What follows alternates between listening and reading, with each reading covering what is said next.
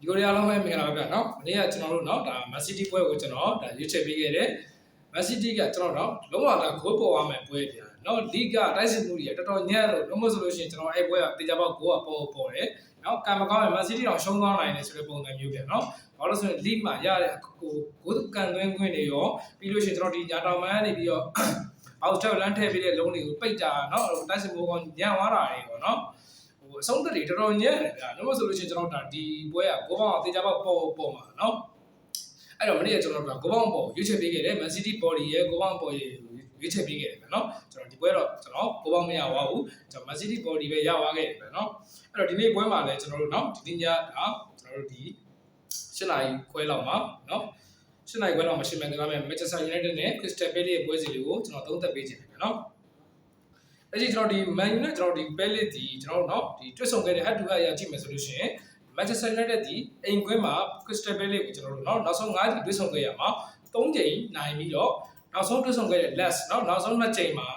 Palace ကိုကျွန်တော်ရှုံးနေထားခဲ့တယ်เนาะတစ်ခေါက်က0နဲ့ရှုံးတယ်နောက်တစ်ခေါက်က0-2နဲ့ရှုံးတယ်เนาะဒါ Man U ကလည်းဒါဘယ်လိုပြောမလဲကျွန်တော်တို့ဒီပြပြောင်းလဲတွေနဲ့ကစားကွက်ပုံမှန်မဟုတ်တာနဲ့เนาะဒါခြေစမ်းပိုင်းရမ်းကျဆင်းနေတဲ့အချိန်မှာဒါ Palace နဲ့2ချိန်လုံးတွဲဆောင်ခဲ့ပြီးတော့2ချိန်လုံးကိုဒါရှုံးနေထားခဲ့တယ်เนาะအဲ့တော့ဒီနေ့ပွဲမှာလည်း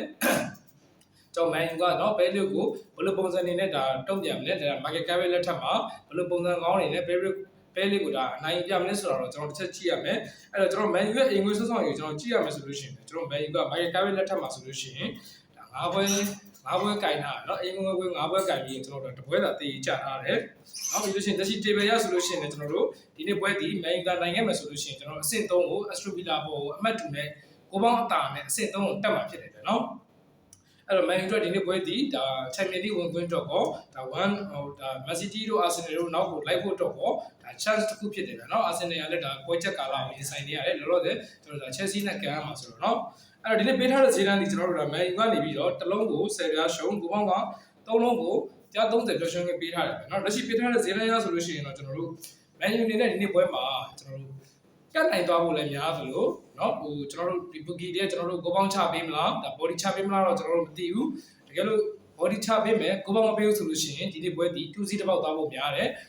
body ရောကိုပေါင်း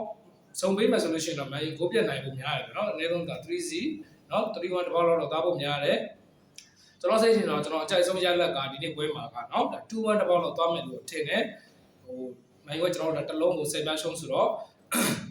တစ်လုံး10ပြားရှုံးဆိုတော့တစ်လုံးသိမ်းမှနိုင်မှာပဲเนาะဒါပဲလေးရတဲ့အဝေးကွင်းနေမှာဆိုလို့ရှိရင်ညံ့တယ်နောက်ဆုံးအိမ်ကွင်း5ပွဲမှာဆိုလို့ရှိရင်လည်းရှုံးတာတော့ရှုံးတဲ့ပွဲရှိဆိုကျွန်တော်နိုင်တဲ့ပွဲရှိအသေးပွဲရှိတယ်ဒါပေမဲ့ပဲလေးကနောက်ဆုံး5ပွဲလုံးမှာရှုံးနိုင်တယ်เนาะကျွန်တော်တရေပဲကြက်ကြအနည်းဆုံးတကိုးသွင်းတာတွေ့ရတယ်เนาะအဲ့တော့ဒီနေ့ပွဲဒီကျွန်တော်စိတ်ထင်တော့2-1တစ်ပေါက်သွားဖို့များတယ်ဗျเนาะအဲ့တော့ဒီနေ့ Man U ပွဲကိုကျွန်တော်တို့ကိုပေါင်းအပေါ်ကိုကျွန်တော်ပို့ချိုက်ပြီးတယ် body shot ကျတဲ့ဒီကိုရီးယားတော့ကျွန်တော် Man U ကတေချာပေါက်နိုင်ပါဗျအနည်းဆုံးတရေပဲရှိတယ်အဲ့တော့1-0နဲ့တကိုးလောက်နဲ့ကတ်နိုင်သွားမယ်ဆိုတော့ကျွန်တော်10ပြားပဲရှုံးပါအဲ့တော့ဒီဟာလေးကိုမမြင်မဲနဲ့เนาะဆော့ကျင်တဲ့အကြိုက်တွေညီကိုတွေပြောတာပါเนาะဒါလေးကိုမမြင်မဲနဲ့ကျွန်တော်တို့ Man U body နဲ့ကျွန်တော်ကိုပေါင်းအပေါ်ကိုအကြံပေးပါတယ်เนาะအကြိုက်ဒီမှာဆော့ပါကျန်တဲ့ပွဲတွေကိုတော့ကျွန်တော်တို့ channel ထဲမှာပဲအောက်ကဒီဘက်ကောက်နေတင်ပေးပါတယ်အားလုံးကွက်လက်ပါဗျာเนาะ